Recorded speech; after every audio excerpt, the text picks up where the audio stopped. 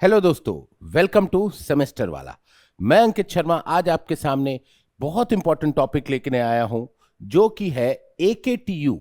सब लोग जानते हैं एकेटीयू क्या है, बहुत बड़ी यूनिवर्सिटी है, राइट। उसका काउंसलिंग कैसे चलेगा 2024 के लिए, तो इसके लिए हम स्टेप बाय स्टेप प्रोसेस को देखेंगे कि क्या प्रोसेस हमारा होगा। ठीक है, तो चलिए स्टार्ट करते हैं वीडियो। अब देखिए, सबसे पहले क्या चीज होगी। सबसे पहले साहब, हमारा जो स्टूडेंट है, ठीक है, जो भी एस्पायरिंग स्टूडेंट है, उसे रजिस्ट्रेशन करना पड़ेगा। ठीक है, अब रजिस्ट्रेशन कैसे होगा, तो यूपीसीईटी की जो वेबसाइट है, जो काउंसलिंग पोर्टल है, उस पे जाके आपको रजिस्टर करना पड़ेगा।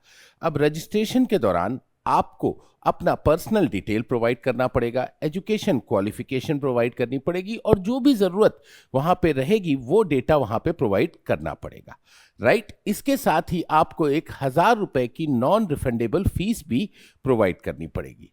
चलिए आगे देखते हैं। अब रजिस्ट्रेशन कब से कब तक है, तो 11 जून से 10 जुलाई तक ये रजिस्ट्रेशन ओपन है हमारा, 11 जून से 10 जुलाई तक। ठीक है, अब ये वन टाइम रजिस्ट्रेशन होगा हर राउंड के लिए, केवल स्पेशल राउंड को छोड़ देना है। ठीक है, चॉइस ऑफ फिलिंग स्टार्ट होगी 17 जुलाई से 21 जुलाई के बीच में। ठीक है, 17 जुलाई से 21 जुलाई के बीच में चॉइस ऑफ फिलिंग स्टार्ट होगी। ठीक है, अब जैसे ही आपका रजिस्ट्रेशन सक्सेसफुल हो जाएगा, ये स्टेप 2 है हमारा। ठीक है, तो रजिस्ट्रेशन सक्सेसफुल हो जाएगा, उसके बाद कैंडिडेट अपनी पसंद के कॉलेजेस और उसमें पसंद के कोर्सेज या फिर ब्रांच को ऑप्ट कर सकता है। ठीक है, आप अपनी ब्रांच को ऑप्ट कर सकते हो। अब आपने जो चॉइस भर दी है, इसे आप मल्टीपल टाइम्स चेंज कर सकते हो, प्रोवाइडेड फाइनल लॉकिंग से पहले। अगर आपने एक बार अपने चॉइसेस को लॉक कर दिया है तो उसके बाद कोई मॉडिफिकेशन नहीं हो पाएगा, उसे फुल एंड फाइनल मान लिया जाएगा।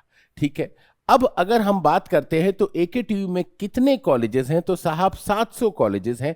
देखिए, टॉप गवर्नमेंट कॉलेज में आईआईटी लखनऊ, केएनआईटी सुल्तानपुर, बीआईटी झांसी, एआईटीएच कानपुर, फिर आरईसी बंदा, आरईसी अंबेडकर नगर, तो ऐसे ही आपके कॉलेज हैं। लिस्ट बड़ी लंबी है। प्राइवेट कॉलेजेस में JSS Noida, AKG Ghaziabad, KIET Ghaziabad, ABES Ghaziabad, Galgotia, greater Noida वाला, जीएल बजाज। ठीक है, तो ऐसे आपके कॉलेजेस हो गए। यूनिवर्सिटी में लखनऊ यूनिवर्सिटी, बुंदेलखंड चौधरी चरण Singh university, Agra university, Awadh university, DDU Gorakhpur university. ठीक है, तो जब आप भरेंगे तो आपको ये चीजें देखनी है।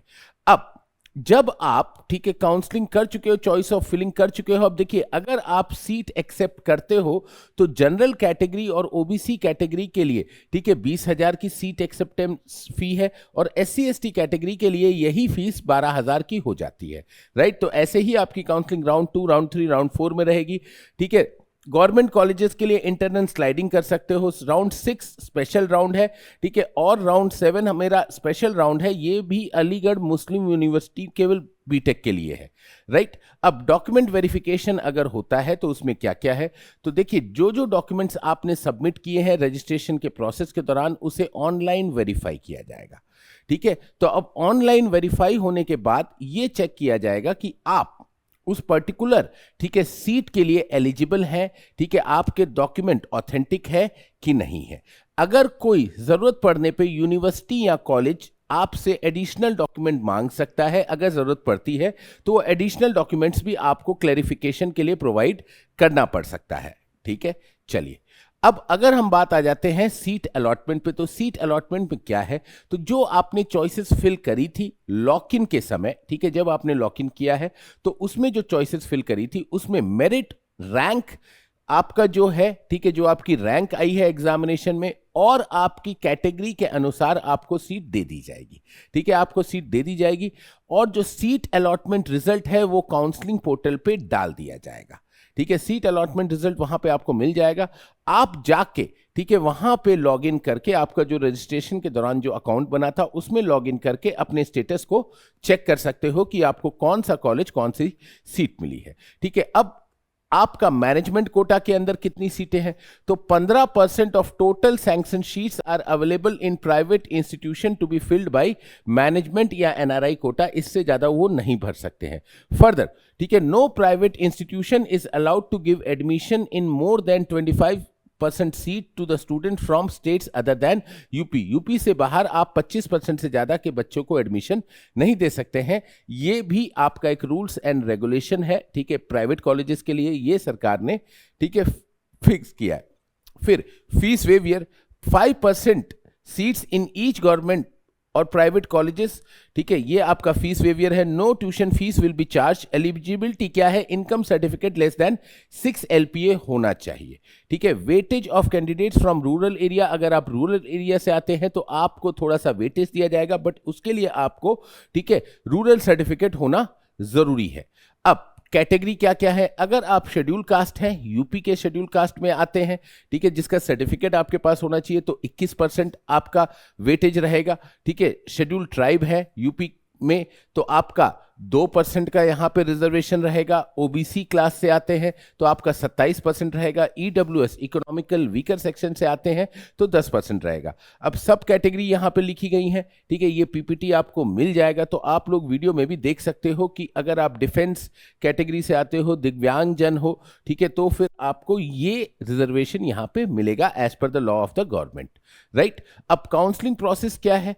तो देखिए क्या क्या कोर्सेज मिल रहे हैं। बीटेक एंड एमटेक मिल रहा है, ठीक है। एमटेक इंटीग्रेटेड भी मिल रहा है, जेई मेन पे मिलेगा 2024 के, राइट। फिर बीटेक बायोटेक्नोलॉजी मिलेगा, सीयूयूटी यूजी के थ्रू मिलेगा आपका। फिर बीटेक एग्रीकल्चर भी प्राप्त हो सकता है, सीयूयूटी यूजी के थ्रू ये आपको प्राप्त किया जाएगा, ठीक है। अब seat acceptance and fee payment. अब देखिए जिन लोगों को सीट अलॉट हो गई है उन्हें साहब सीट को एक्सेप्ट करना पड़ेगा, ठीक है, by paying A fees of 20,000 for general and OBC. जैसा मैंने पहले भी बताया था, अगर आप जनरल या ओबीसी कैटेगरी से हैं तो सीट एक्सेप्ट करने के लिए आपको 20,000 रुपए पे करने पड़ेंगे। अगर आप SC ST कोटा से आते हैं तो यही फीस आपके लिए 12,000 होगी, जिसको पे करने के बाद ही आपकी सीट फाइनल मानी जाएगी, ठीक है। अब इसमें 3 ऑप्शंस हैं।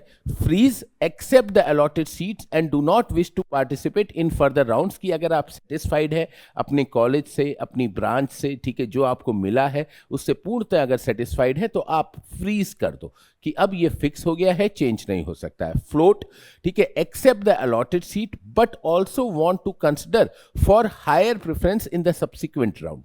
कि आपको जो सीट मिल गई है उसे आपने अपना लिया है, बट आप ये भी एक मौका अपने पास रखना चाहते हैं कि अगर, ठीक है, आपको इससे बेहतर कॉलेज या आपकी चॉइस के मुताबिक इससे बेहतर चीज मिल सकते हैं तो आप वो भी लेना चाहोगे। Withdraw, decline the allotted seats and exit the counselling process. की नहीं, ठीक है, मैं ये नहीं लेना चाहता और मैं एग्जिट कर रहा हूं, ठीक है, मैं एग्जिट कर रहा हूं, ठीक है। Reporting and allotment to the college. Candidates who have accepted their seat must report to the allotted college within the specified time frame। वो time frame आपको बता दिया जाएगा, उसी time frame में आपको, ठीक है, वहां पे जाके रिपोर्ट करना है। They need to carry the necessary documents for verification and complete the admission formalities। तो आपको वो admission formalities भी करनी पड़ेंगी, राइट। अब spot round if necessary, if there are vacant seats after regular counseling rounds, a spot round may be conducted। अगर सीटें बच जाती हैं काउंसलिंग के बाद भी तो एक स्पॉट राउंड कराया जाएगा।